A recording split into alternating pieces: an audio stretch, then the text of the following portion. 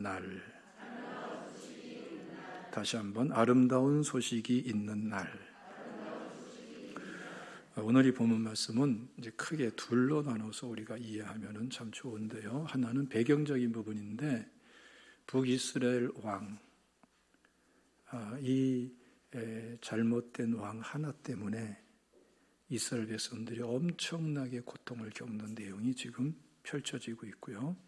두 번째는 4명의 나병 환자, 이들을 통해서 하나님께서 놀라운 구원의 일을 이루십니다. 그리고 이 두 내용을 통해 가지고 우리에게 하나님께서 우리의 마음을 분별해 주시고 또 깨닫게 하시고 우리를 세우시고 축복하시고 들어쓰시고자 하시는 계획이 이 말씀 속에 담겨져 있는 것입니다. 솔로몬 왕은 참 뛰어나고 훌륭한 왕이죠. 그런데 이방 여인하고 결혼하고 이방 여인이 섬기는 신을 혼합주의식으로 잘못 섬기게 돼요. 노년에. 그래서 하나님께서 솔로몬 왕에게 징계를 주시는데 솔로몬 왕 당대에는 평화를 주시는데 그 자손들에게는 나라가 쪼개지는 고통을 주시죠. 이게 이제 하나님의 징계 방식 중에 하나입니다. 그래서 오늘날 우리 신앙생활도 정말 잘 헤아려야 될 것은 자녀들을 정말 사랑한다면은 축복을 물려주어야지 이러한 재앙을 물려줘서는 안 되죠. 그리고 축복을 물려주는 것은 물질로 되는 것도 아니고 교육으로 되는 것도 아니고 출세로 되는 것도 아니에요. 현재 우리나라에 가장 시끄럽게 만드는 사람들이 누구예요? 출세한 사람들이잖아요. 권력 있고 돈 있고 빽 있고 힘 있고 스펙 좋은 사람들. 연일 뉴스에 나오는 게 그런 내용 아닙니까? 그런 것이 자녀들에게 축복이 되고 행복이 되는 것이 아니다라는 것이 분명합니다. 이 솔로몬의 경우를 보고 다윗의 경우를 보고 성경의 원리를 보면은 부모가 정말 하나님 앞에서 깨어서 믿음 생활을 잘하면은 부모의 믿음과 축복이 자녀들에게 상속이 되어져요. 이게 참 놀라운 일이에요. 이 솔로몬 같은 경우는 재앙을 물려줬지만 다윗 같은 경우는 축복을 물려줬잖아요. 이게 참 중요한 것입니다. 그래서 솔로몬 이후에 이스라엘 나라가 둘로 나눠지게 되죠. 북이스라엘과 남유다로 이렇게 나눠지게 됩니다. 그런데 이 북이스라엘 왕 초대 왕은 여로보암이라는 왕인데 여로보암은 일개 장군 중에 한 사람이었어요. 근데 하나님께서 선지자를 보내가지고 일방적으로 통보하십니다. 하나님이 결정하신 사항을. 너를 북이스라엘의 왕으로 삼겠다. 10지파가 너를 따르게 될 것이다. 그러면서 중요한 말씀을 하십니다. 다윗이 말씀대로 살면서 신실한 믿음을 가지고 정말 충성된 신앙생활을 했듯이 너도 다윗같이 믿음 지키면은 다윗과 같은 축복을 너에게 주겠다. 이게 여로보암 왕에게 하나님께서 약속하신 말씀이에요. 그런데 이 여로보암은 자 보세요. 갑자기 왕이 됐잖아요. 그리고 더 큰 축복을 주겠다는 거 아닙니까? 그런데 하나님의 말씀에 귀를 기울이기보다는 인간적인 생각에 빠져버려요. 이 정치적인 그러한 목적, 그 마음의 동기, 이것이 그의 생각과 마음을 딱 자리 잡게 됩니다. 그래서 인간적으로 생각해 보니까 아닌데 라는 생각하는 거죠. 왜냐하면 이스라엘 백성들은 1년에 3차례 절기가 되면은 할 수 있기만 하면은 남자들은 다 남쪽 유다 나라에 있는 예루살렘 성전에 와서 예배를 드리면서 절기를 지키는 거예요. 그러니까 북이스라엘에 자기를 따르던 사람들이, 그 백성들이 1년에 3차례씩 남쪽 유다에 가서 절기를 지키고 오면은 자기가 정권을 유지할 자신이 없는 거예요. 인간적인 생각이죠.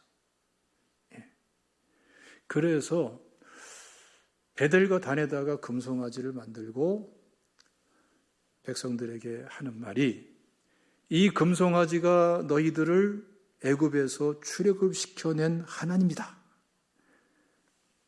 하나님으로 여겨라. 거기다가 제사하라. 예배드려라. 그렇게 하면서 북이스라엘 백성들을 남쪽 유다로 못 가게 하는 거예요. 순전히 이건 무슨 목적이죠? 정권 욕심, 권력 욕심 때문에 그러는 것이죠. 그래서 하나님의 말씀은 버리고 인간적인 생각으로 북이스라엘을 통치하는 거예요. 그래서 이 당시에 이스라엘을 보면은 이 한반도 상황하고 너무나 비슷해요. 우리 북한하고 남한하고 비슷하고 그렇습니다. 그런데 이러한 길을 가면 어떤 결과가 나오죠? 편치가 않죠. 그래서 북이스라엘 왕들은 한결같이 정말 하나님을 제대로 섬기지 않는 악한 왕들인데, 이 죄가 얼마나 무서우냐면은 북이스라엘이 완전히 망해서 없어질 때까지 이 죄를 놓지 못해요. 이 죄라는 건 무서운 속박력이 있습니다. 그런데 그 중에서도 가장 악한 왕, 극악한 왕으로 꼽히는 사람이 아합이라는 왕이에요. 오늘 본문에 나오는 왕은 여호람이라는 왕인데, 아합 왕의 작은 아들이에요. 큰 아들은 왕이 된 지 2년 만에 죽습니다. 자식이 없이 죽어가지고서 이제 작은 아들이 여호람이 왕이 된 거예요. 그런데 이 여호람에게는 굉장히 특이한 일이 있습니다. 그것은 뭐냐면은, 아버지 아합 왕 때부터 이세벨의 충동을 받아가지고 바알 신과 아세라 신을 섬기면서 그렇게 나라를 이끌어갔어요. 그러니까 한쪽으로는 하나님을 섬기고 또 한쪽으로서는 바알과 아세라를 섬기고, 혼합주의 신앙인 거죠. 우리식으로 말하면은 주일날 예배드리고 평일날 굿하고, 주일날 예배드리고 평일날 점치고, 이런 식이 되는 거예요. 선앙당에 절하고. 하나님과 다른 신을 같이 섬기는. 그런데 오늘 본문에 나오는 이 여호람 왕은 아주 중요한 차이점이 있습니다. 그게 뭐냐면은, 아버지 아합이 섬기던 바알과 아세라 신을 다 제거해요. 한번 읽어봅시다. 열왕기하 3장 말씀 1절에서 3절까지 다 같이 읽겠습니다. 시작. 유다의 여호사밧 왕 18째 해에 아합의 아들 여호람이 사마리아에서 이스라엘 12해 동안 다스리니라. 그가 여호와 보기에 악을 행하였으나 그의 부모와 같이 하지는 아니하였으니 이는 그가 그의 아버지 만든 바알의 주상을 없이 하였음이라. 그러나 그가 느밧의 아들 여로보암이 이스라엘에게 범하게 한 그 죄를 따라 행하고 떠나지 아니하였더라. 그러니까 바알과 아세라 신은 다 제거했는데, 초대왕 여로보암부터 오는 그 베델과 단의 금송아지는 절대로 제거하지 못하는 거예요. 왜? 자기 정권을 잃어버릴까 봐. 이걸 놓지 못하는 거예요. 이런 상태에서 통치를 하는 사람이 이 본문에 나오는 여호람이에요. 근데 여러분, 어떻게 생각하면은 이 여호람 왕이 참 어리석고, 아니 하나님을 알고 나라를 갖다가 바르게 세우려면 확실하게 바르게 세우지 왜 저러는가, 이런 생각을 할 수가 있겠죠. 근데 여러분, 사실 이 북이스라엘 여호람 왕을 함부로 그렇게 X표 치는 게 쉽지가 않아요. 왜냐하면은 오늘날의 많은 그리스도인들이 이러한 신앙생활을 합니다. 아마 이 자리에 있는 여러분들 중에도 이런 분이 있을 수가 있고요. 또는 지난날에도 이런 식으로 신앙생활을 했던 분이 얼마든지 있을 수가 있어요. 핵심은 뭐냐 하면은 이러저러한 죄는 회개했는데 끝까지 포기하지 못하는 죄. 이게 남아있는 사람. 다른 죄는 쉽게 다 회개하는데 돌이키는데 그 죄만큼은 놓지를 못하고 회개하지를 못해. 왜? 그거 회개하면 망할 것 같아. 그 죄를 갖다가 저지르지 않으면 죽을 것 같아. 예, 모든 걸 다 잃는 것 같아. 한쪽으로는 뻐젓이 알아. 이건 하나님이 기뻐하지 않는 거고 이 상태는 축복이 될 수가 없는데 앞만 봐도 그런데 또 한편으로서는 이 죄를 회개하고 나버리면은 쫄딱 망할 것 같아. 이러한 일들이, 그래서 못 놓고 있는 일들이 우리 크리스찬들에게 얼마든지 있을 수가 있는 거예요. 이 시간에 솔직하게 손을 들라고 말은 안 하겠어요. 속으로만 분별하시면 돼요. 속으로만. 내가 정말 하나님께서 기뻐하지 않는 것은 즉각 회개하고 돌이켰는가? 아니면은 이것저것은 하는데 정작 끝까지 움켜쥐고 놓지 못하고 이게 잘못된 줄 알면서도 돌이키지 못하는 죄가 있는가? 그거는 무엇인가? 이거를 잘 분별하셔야 돼요. 근데 문제는 분별을 해도 놓기가 쉽지가 않아요. 결단을 해도 거기서 빠져나오는 게 쉽지가 않아요. 그게 바로 여호람 같은 이러한 죄의 특성입니다. 이거는 여러분 어떻게 보면 합리적으로 이해하고 분별하고 이러는 것 같습니다만은 사실은 엄밀하게 말하면 하나님과의 관계고 악한 마귀와의 관계예요. 영적인 문제라는 것이죠. 그래서 어려운 거예요. 그러나 기도하면은 하나님이 해결해 주십니다. 왜 그렇습니까? 기도 외에 다른 것을 하는 이런 종류가 나갈 수가 없느니라. 하나님은 기도를 통해서 이러한 견고한 진과 같은 것들을 무너뜨리고 마음의 심령의 쓴뿌리를 뽑아주시고 태워주시고 오히려 성령의 불을 허락하시고 진리로 자유케 되는 은혜를 얼마든지 허락해 주시는 하나님인 것을 믿으시기를 축원합니다. 절망하지 말고 포기하지 말고 기도부터 시작하세요. 근데 이게 왜 해결되냐면은 이 북이스라엘의 왕의 모습을 보면 알 수가 있어요. 하나님은 그것을 하나님의 자녀들에게서 그대로 방치해두지를 않았어요. 왜? 하나님과의 근본적인 관계가 안 되기 때문에. 예배가 참 예배가 안 되고 기도가 참 기도가 안 되고 신앙생활이 참된 신앙생활이 안 되잖아요. 그리고 계속 죄의 노예가 돼 있고 마귀에 휘둘리는 삶을 살잖아요. 하나님이 사랑하시고 보혈의 피로 값을 지불하시고 구원한 자녀들을 어떻게 그냥 두겠어요? 그래서 북이스라엘을 보면은 이 여호람 왕 때도 마찬가지예요. 계속 굴곡이 있어요. 굴곡이. 하나님이 위기로 몰아넣고 또 하나님의 긍휼의 사랑으로 건져주시고 그래서 엘리사 선지자를 통해서 문제 해결 안 받는 게 한두 번이 아니죠. 끊임없이 일어납니다.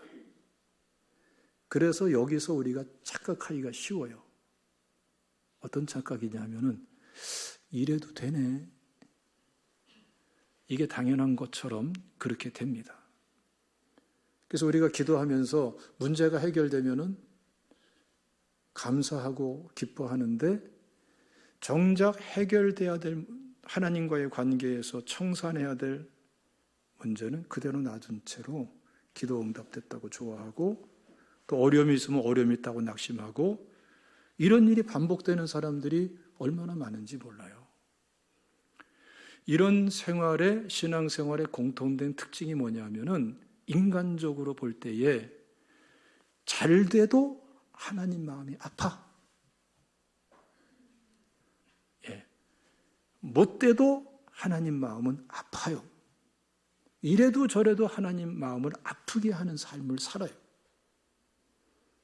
그런데 하나님 앞에서 이러한 핵심적인 부분, 마지막까지 부둥켜 입고 있는 이러한 죄요 우상 같은 이러한 문제를 하나님이 기뻐하는 대로 회개하고 돌이키고 뽑아낸 사람들은 중요한 근본적인 차이가 있어요. 그 차이가 뭐냐면은 잘 돼도 하나님을 기쁘시게 해요. 세상적으로 잘 돼도 하나님이 기뻐하시고 영광 받으셔. 근데 못 돼도 놀라운 거는 하나님이 기뻐하세요. 여기 굉장한 비밀이 있는 거예요. 여러분들 이런 경험들 하신 분들이 이 자리에 많이 있을 거예요. 정말 어려움을 겪는데, 잘못됐는데, 고난이 닥쳤는데, 현실은 그런데 하나님과의 관계는 편한 사람, 하나님과의 관계에서는 평안이 있어요. 어떤 사람은 잘 돼도 하나님과의 관계가 불편하고 못 돼도 하나님과의 관계가 불편한 상태에 살아가는데, 이러한 끝까지 나를 붙잡고 있는 이 죄를 참되게 회개하고 깨뜨리고 돌이킨 사람들은요, 잘 돼도 하나님과의 관계가 편하고 기쁘고 하나님을 기뻐하시는 게 이거구나라는 걸 알아요. 근데 서로 못 돼도 하나님과의 관계가 편하고 하나님이 기뻐하신다는 확신이 그 마음속에 깨달아져요. 그게 우리 크리스찬이에요. 있습니까? 그리고 이런 사람들의 또 한 가지 특징은 뭐냐 하면은 못 되는 게 못 되는 걸로 끝나지를 않아요. 박차고 일어날 수 있는 은혜를 하나님이 주세요. 할렐루야. 제가 어릴 때 수영장에 수영하다가 수영도 못하는데 그냥 내 키보다 높은 곳으로 뚝 떨어졌어요. 안 되잖아요. 뭐 허부적 막 물을 받아 먹고 막 이러는데 순간적으로 번개처럼 떠오르는 생각이, 이 수영장은 바닥이 있다. 그거였어요. 바닥이 있다. 그리고 수영장이니까 뻔한 바닥이잖아요. 그래서 더 내려갔어요. 바닥에서 발이 닿는 대로 치고 올라오니까 수영도 못하지만 올라와 지더라고요. 그래서 제가 물에 빠져 죽지 않고 살아났어요. 그래서 제가 지금 이 자리에 있는 거예요. 여러분, 하나님과의 관계가 편한 사람은요, 바닥을 쳐도 그건 다시 솟구치는 바닥을 치는 거예요. 바닥을 치고 그냥 깨지는 사람이 아니에요. 그리고 사실 엄밀히 말하면 왜 잘못됐어요? 왜 고난이 왔어요? 사실은 죄와 편성하지 않고 악인의 꾀, 죄인의 길, 오만한 자의 자리에 앉지 않고 말씀대로 살다가 대가를 치르느냐고 겪은 어려움도 알게 모르게 많아요. 그런 사람들은 하나님이 평안도 주실 뿐더러 도움도 주시는 줄로 믿으시기를 축원합니다. 할렐루야. 근데 여러분, 진짜 심각한 게 뭐냐면은 이 북이스라엘 왕 여호람처럼 이러한 이것저것은 회개했는데 진짜 가장 심각한 거는 그냥 붙잡고 그냥 있는 사람의 그 위기는 뭐냐면은 어느 시점에서는요, 하나님을 대적하게 됩니다. 자, 오늘 본 말씀 봅시다. 6장 24절 말씀부터 보면은 아람 군대가 쳐들어옵니다. 아람 군대가 얼마나 크냐? 오늘날 우리로 비교하면 이렇게 비교하면 돼요. 저 중국하고 북한하고의 크기에 차이가 나는 거예요. 그 당시에 지도를 보면 어마어마한 대제국을 이루고 있는 게 아람 나라예요. 예? 그 군대가 엄청난 군대가 와가지고 북이스라엘의 수도인 사마리아를 완전히 포위한 거예요. 예. 그리고 식량이 떨어지고 물이 떨어져서 굶어 죽든지 아니면 항복하고 나오든지 그 시간을 기다리고 있는 거예요. 근데 식량이 떨어지고 사람이 완전히 기아에 빠져가지고 이제 극단적인 사건이 일어나게 됩니다. 한번 읽어봅시다. 6장 28절과 29절입니다. 시작. 또 이르되 무슨 일이냐 하니 여인이 대답하되 이 여인이 내게 이르기를 내 아들을 내놓아라. 우리가 오늘 먹고 내일은 내 아들을 먹자 하며 우리가 드디어 내 아들을 삶아 먹었더니 이튿날에 내가 그 여인에게 이르되 내 아들을 내놓아라. 우리가 먹으리라 하나 그가 그 아들을 숨겼나이다 하는지라. 두 여인이 싸우고 있단 말이에요. 왕에게 재판해 달라는 거예요. 쉽게 말하면은. 그런데 끔찍한 사건이죠. 아이를 잡아먹고 이젠 네 아이 잡아먹을 차례니까 내놔 그랬더니 못 내놔. 이것 때문에 그럴 수 있냐 이럴 수 있냐 싸우니까 얼마나 처참합니까? 여러분, 굶주림이라는 게 상상 밖으로 사람의 인간성을 비인간화시키는 수 있는 게 기아하고 굶주림이에요. 예. 이런 일이 안 일어날 것 같으죠? 역사상에 수없이 많이, 근대사에도 수없이 많이 일어나고 있어요. 사람이 사람 잡아먹는 거.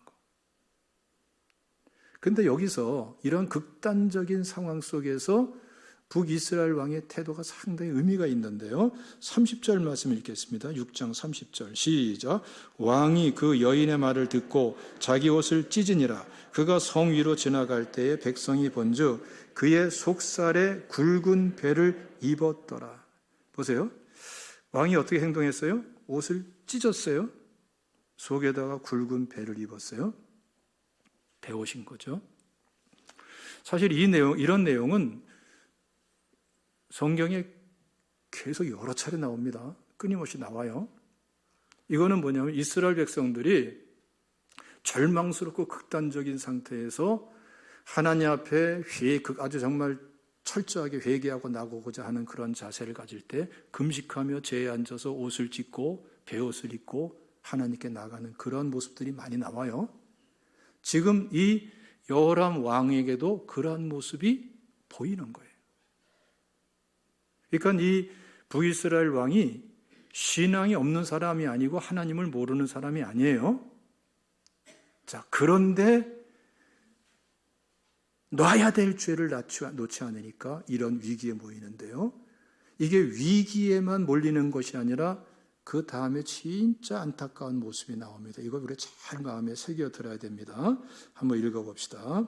31절부터 읽습니다. 시작. 왕이 이르되 사밧의 아들 엘리사의 머리가 오늘 그 몸에 붙어 있으면 하나님이 내게 벌 위에 벌을 내리실지로다 하니라.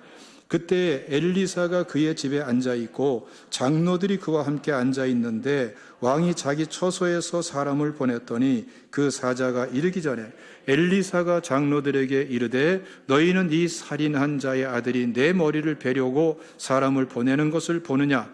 너희는 보다가 사자가 오거든 문을 닫고 문 안에 들이지 말라. 그의 주인의 발소리가 그의 뒤에서 나지 아니하느냐 하고 무리가 말을 할 때에 그 사자가 그에게 이르니라. 왕이 이르되 이 재앙이 여호와께로부터 나왔으니 어찌 더 여호와를 기다리리요. 얼뜻 보면은 이해되기가 어려운데 굉장히 정확한 말씀이에요. 아니 이렇게 베옷을 입고 그 두 여인의 싸움을 고통스럽게 지켜보면서 안타까워했던 이 북이스라엘 왕이 한순간에 마음이 돌아서서 어떡하죠? 저 엘리사 잡아라. 엘리사 죽여버리겠다. 쉽게 말하면 그거죠. 그리고 군대를 보냈을 뿐도 자기도 쫓아갔어요. 죽이려 쫓아간 거죠. 이해가 됩니까? 그동안에 엘리사가 얼마나 많이 도와줬는데 나라를 구하고. 이해가 됩니까? 그 더 기가 막힌 것은 보세요. 이 재앙이 여호와께로부터 나왔으니 어찌 더 여호와를 기다리리요. 하나님도 믿고 하나님의 주권도 믿고 이 문제가, 이 재앙이 하나님께서 내린 것이라는 것도 알고 지금 배옷까지 입고 있고 뭐예요 그러면은. 근데 엘리사를 죽이겠다고 그러고 하나님을 원망하고 하나님을 더 이상 기다릴 수 없다라고 결론 내리고, 뭡니까 이 사람? 어떻게 이렇게 되는 겁니까? 이렇게 이게 가능한 겁니까? 가능하다는 거죠. 우리가 정신 바짝 차려야 될 것은 말이죠, 우리가 직분을 감당하고 기도하고 예배드리고 하나님 인다로 할렐루야하고 찬양하고 합니다마는 언제 내 믿음을 알아보느냐. 진짜 내게 고난이 닥쳤을 때에 원망할 대상을 찾고 하나님을 대적하느냐 아니냐, 이걸 보면 알 수가 있어요. 왜 이 북이스라엘 왕 여호람은 왜 이런 태도, 왜 하나님을 대적하고 주의 종을 죽이려는 태도를 가졌을까요? 뿌리가 있잖아요. 뿌리가. 지금 놓지 않고 있는 게 뭐예요? 바알은 물리치고 아세라는 물리쳤지만 여로보암의 죄 금송아지는 못 버리고 있는 거예요. 정치적인 목적이라고 해서 못 버리고 있는 거예요. 이거 아니면 나라가 망한다고 하고 못 버리고 있는 거예요. 그러면 이 사람이 진짜 원하는 건 뭐예요? 하나님이에요. 하나님을 사랑하는 것, 하나님께 예배하는 것, 하나님과의 관계가 진짜 목적이 아니고, 이 사람은 자기의 정권이, 자기의 욕심이, 자기의 이기적인 탐욕이 자기의 우상이고, 그 목적을 위해 가지고 베델과 단의 금송아지도 필요한 거고, 그 목적을 위해서 하나님도 필요한 것이고, 그 목적을 위해서 바알과 아세라를 섬긴 거고, 실제로 이 여호람 왕이 섬긴 것은 하나님이 아니에요. 처음부터 하나님을 모르는 게 아니라 믿어요, 알아요. 그런데 예배의 대상은 하나님이 아니라 자기의 아주 무서운 아집적인 이러한 욕심이고 탐심이라고요. 이게 다 여러 형태의 우상으로 나타나는 거예요. 그러니까 이 사람은 기도하는 흉내도 내고 기도도 했겠죠. 예배도 드리죠. 배옷도 입었죠. 옷도 찢죠. 그런데 왜 해결 안 돼? 저걸 끝까지 버려야지만이 해결해 주시겠다는 거야? 저 버릴 수 없어. 그 순간부터는 공격할 대상, 하나님을 대적하는 마음이 자리 잡을 수밖에 없는 거예요. 자, 여기서 여러분들 우리 마음을 잘 점검해야 됩니다. 지금까지 예수 믿고 나서 지금까지 1년을 믿었던 10년, 40년, 50년을 믿었던 간에 내 마음이 어떻게 관리되어 왔는가, 내 마음이 어떤 상태였고 왜 그때 그랬는가를 잘 생각해 하셔야 돼요. 고난이 있다고 해서 하나님 대적하는 거 반드시 그런 거 아닙니다. 그럼 순교자들은 어떻게 되고요? 상황 때문에 뭐 하나님 대적하고 안 하고 원망할 대상 찾고 그러는 거 아닙니다. 여러분 왜 그랬어요? 만약에 이 북이스라엘 왕처럼 원망할 대상을 찾고 하나님을 대적하고 하나님 그럴 수가 있습니까? 이런 식으로 마음 먹었고 그런 식으로 몸부림쳤던 사람들, 거기에 아무리 감정이 진실하다 하더라도 중요한 문제는 그 감정이 어디서 나온 감정이냐, 마음에 담겨있는 포기하지 않는 죄, 우상, 그것이 있는 한, 그것이 예배의 대상 하나님의 자리에 있는 한 우리는 어느 시점에서 이 북이스라엘 왕과 같은 반응을 할 수밖에 없는 거예요. 이 불쌍하죠? 계속 얻어맞고 회복되고 얻어맞고 회복돼도 문제가 생기면 하나님께 매달리고 해결되면 또 감사하는데 여전히 우상은 버리지 않고 더 극단적인 위기에 모이니까 하나님을 대적하고. 여러분, 오늘날 수없이 많은 한국 크리스찬들이 이러한 패턴에서 자유롭지 못하고 이러한 패턴에서 다람쥐가 쳇바퀴 돌듯이 계속 반복하면서 이게 신앙생활이려니 이게 옳으니 그러니 이러고 머물러 있는 것은 아닌지 한번 우리가 돌이켜봐야 되고요. 우리 제자교회 성도님들은 오늘 이 시간 이 말씀을 기점으로 해서 여기서 자유할 수 있는 분들이 되시기를 주님의 이름으로 축원합니다. 축원합니다. 할렐루야. 자, 이제 시간이 가서 가능한 짧게 제가 4명의 이 나병 환자를 통해서 어떻게 풀어가는가를 말씀드리겠습니다. 자, 우리 본문 읽었으니까 시간 순서대로 말씀을 핵심적으로 나누겠습니다. 7장 9절 말씀을 다 같이 읽겠습니다. 7장 9절 시작. 나병 환자들이 그 친구들에게 서로 말하되 우리가 이렇게 해서는 아니 되겠도다. 오늘은 아름다운 소식이 있는 날이거늘 우리가 침묵하고 있도다. 만일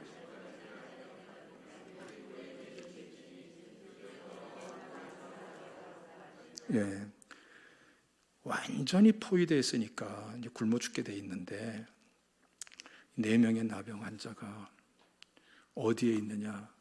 3절 말씀 보면은 성문 어귀에 있어요. 그러니까 성 밖에 쫓겨나 있어요. 왜 그러죠? 그게 이 당시에 율법이었어요. 민수기 5장 2절 말씀 보면은 모든 나병 환자 유출증이 있는 자와 죽음으로 부정하게 된 자를 다 진영 밖으로 내보내되. 왜 그러냐면은 전염병이니까. 그리고 전염되면은 불치의 병이니까. 그래서 이들은 성 안에 있지 못하고 쫓겨났는데 성 문 앞에도 있지 못하고 성 어귀에. 왜? 군사들이 멀리 가라고 그러니까. 그러니까 성 안에 있는 사람도 굶어 죽을 판인데 이 사람들은 그 중에서도 쫓겨나서 버림받고 소외된 사람. 그러면서 같이 성 밖에서 성문 어귀에서 굶어 죽을 시간을 기다릴 수밖에 없는 사람들. 이게 바로 4명의 나병 환자예요. 그런데 이들이 의논하면서 결단합니다. 성 안에 들여보내지도 않겠지만 들어가도 먹을 거 없고 같이 굶어 죽을 거고 여기에 있어도 어차피 굶어 죽을 거고 저 아람 군대가 있는 곳에는 양식이 풍성한데 우리를 받아주겠나? 이스라엘 사람이고 나병 환자고 받아주겠어요? 저들이 우리를 죽이지 않을까? 그런데 그래도 저기는 양식이 있다 이거예요. 그러니까 이판사판 현재 주어진 상황 속에서 최선은 운명은 하나님께 맡기고 아람 군대에 있는 쪽으로 가는 것이다. 그래서 4명이 일어나가지고 아람 군대 진영으로 가는 거예요. 그런데 이때에 하나님의 역사가 일어나요. 하나님께서 말바꾸 소리가 막 일어나게 하고 큰 소리가 막 일어나고 군대가 일어나는 소리가 막 이 아람 군대에게 막 엄청나게 들리게 하면서 아람 나라 이 군인들이 막 서로 얘기 나누길 이거 이스라엘이 해쪽 속과 애국 군대를 갖다가 서로 동원해 가지고서 그 청병을 해 가지고 많은 재물을 주고 청병해 가지고 지금 우리를 급습하고 있다. 이러한 위기를 느끼면서 이들은 병장기든 양식이든 챙길 여유도 없이 그냥 도망질합니다. 이 소리가 어떻게 난 소리냐? 몰라요. 근데 많은 학자들은 그렇게 얘기를 많이 해요. 이 4명의 나병 환자가 아람 군대로 향해 갈 때 그 소리를 들어서 그렇게 크게 들리게 한 게 아니냐. 추측이에요. 성경이 없으니까. 뭐 그렇게 생각할 수도 있다라는 거죠. 그 이상은 몰라요. 근데 하나님은 그렇게 역사하셨어요. 그래가지고 이 나병 환자들이 아람 진영에 가서 먹고 마시고 금품은 막 감추고 막 이렇게 하다가 정신을 딱 차리고 생각해 보니까 성 안에 있는 사람들은 굶어 죽고 있어요. 우리만 먹고 이럴 수가 없지 않냐? 다 굶어 죽고 있는데 우리가 내일 아침까지 그냥 있으면 이거 하나님이 기뻐하지 않는다. 당장 가서 알려주자. 그래서 이들은 일어나가지고 성 안에 가서 지금 아람 군대가 다 떠나갔습니다. 양식이 차고 넘칩니다. 설득해가지고서 성 안에 있는 사람들이 나와서 양식을 풍족하게 먹고 기아에서 벗어나고 힘을 얻도록 그렇게 쓰임받는 것을 볼 수가 있어요. 이게 어떻게 일어났는가? 오늘 9절 말씀 읽었습니다마는 거기에 중요한 말씀이 나옵니다. 하반절 보면은 오늘은 아름다운 소식이 있는 날이거늘. 참 중요한 말이에요. 원래 원문에는 아름다운이란 말이 없어요. 오늘은 소식이 있는 날.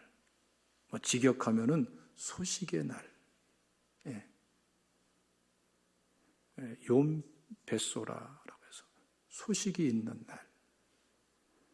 그러니까 지금 이 4명의 나방 환자는 그냥 있었던 것이 아니라 하나님께로부터 오는 그 소식, 하나님이 전해주고자 하시는 그 소식에 귀를 기울이면서 있었던 사람인 것을 볼 수가 있어요. 왜냐하면 앞에서 그런 일이 계속 반복되어 왔거든요.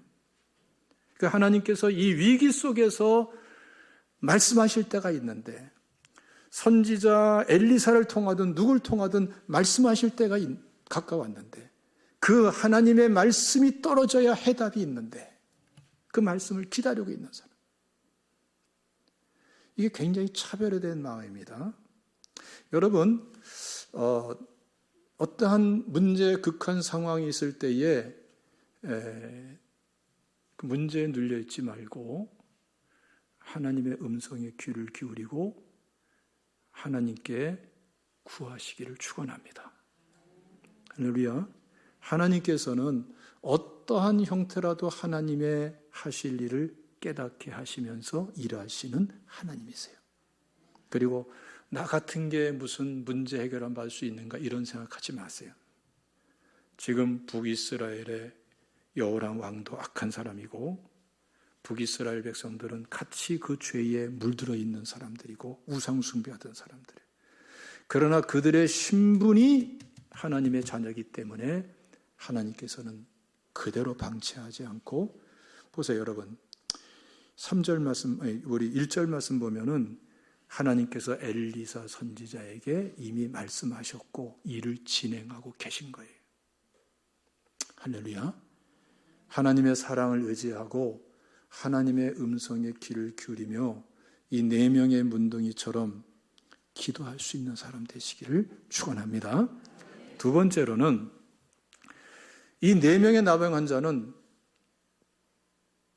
가만히 죽치고 있는 사람이 아니고 지금 절망스러운 상황이지만 하나님의 음성에 귀를 기울이며 기도할 뿐더러 주어진 상황 속에서 최선을 향해서 선택하며 발을 내딛고 나가는 사람들이었어요. 이게 중요합니다. 어떤 때는 하나님께서 말씀을 하셔도 안 들려올 때가 있고 못 들을 때도 있고 또 중간에 이러저러한 회방과 벽이 있을 수가 있어요. 오늘 이 4명의 나병환자는 어떻죠?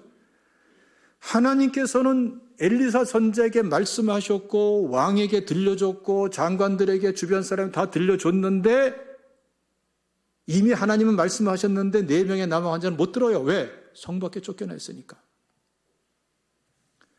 그러나 하나님 앞에서 하나님의 음성에 귀를 기울이고 하나님의 말씀을 사모하면서 지금 비록 아무것도 안 들리고 아무것도 안 보이고 아무것도 손에 잡히는 것이 없다 할지라도 현재 주어진 상황에서 최선이 무엇인가?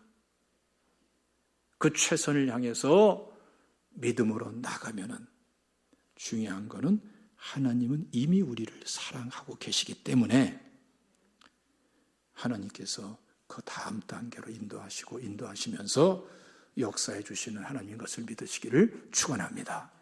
할렐루야. 우리 각자의 환경은 다 달라요. 나라 상황도 지금 쉽지가 않아요. 정권은 바뀌었지만 지금 앞길이 막막해요. 앞으로 어떤 일이 또 닥칠지 모르겠어요. 그러나 우리 제자교회 성도님들은 이 4명의 나병 환자처럼 하나님의 소식에 귀를 기울이는 사람이 되어야 될 줄로 믿습니다. 가만히 있지 말고 모든 것을 주권적으로 섭리하시는 하나님의 사랑을 의지하고 현재 차선이 아니라 최선을 향해서 믿음의 행보를 내딛고 나갈 수 있는 사람이 되시기를 주님의 이름으로 축원합니다. 여러분 생각을 제한하지 마시고 꿈을 제한하지 마시고 여러분들의 비전을 제한하고 단정짓고 체념하지 마십시오. 하나님은 살아계십니다. 우리 그리스도인들은 하나님의 말씀을 보면 볼수록 하나님께 기도하면 기도할수록 성령의 은혜를 받을수록 받으면 받을수록 꿈이 자라는 사람이에요. 하나님의 생각이 받아들여지고 하나님의 계획이 받아들여지기 때문에 그런 것입니다. 꿈을 꾸세요. 오히려 비전을 가지십시오. 그러면서 하나님의 음성에 귀를 기울이면서 내딛고 나가시기를 주님의 이름으로 축원합니다.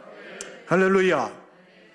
왜 소리를 아름다운 소식이라고 번역했느냐? 70인 역에서 이렇게 번역했기 때문에 그래요. 기원전 300년에 약 300년에 히브리 학자들이 이 베소라라는 이 말을 유앙겔리온으로 번역을 했어요. 유앙겔리온이 뭐죠? 복음이라는 말로 번역을 했어요. 히브리 학자들이. 너무나 좋은 소식이다. 하나님이 주시는 기쁜 소식이다. 너무나 좋은 소식이다. 그래서 아름다운 소식이라고 우리 번역에 되어 있는 건데 이들은 이 내용을 자기만 갖고 있지 않았죠? 9절 하반절 말씀 보면은 왕궁에 가서 알리자. 사실 그 왕궁은 어떤 대상입니까? 자기를 내쫓은 사람이에요. 이 비참한 환경을 더 비참하게 만든 사람이에요. 자기를 완전히 버린 사람이에요. 성 밖으로 내쫓고 상처와 소외와 버림받음의 상실감이 이루 말할 수가 없는 대상이에요. 그러나 이들은 기도하는 사람들이기 때문에 이들에게 가서도 유앙겔리온 복음을, 기쁜 소식을, 복된 소식을 전하고 그들을 살릴 줄 아는 사람. 여러분 우리도 이렇게 축복의 통로가 되고 복음의 통로가 되기를 주님의 이름으로 축원합니다. 기도하겠습니다. 주님 감사합니다. 오늘 이 시간에 하나님 우리 한 분 한 분을 축복하시고 아버지 지금부터 주님 이 4명의 나병 환자처럼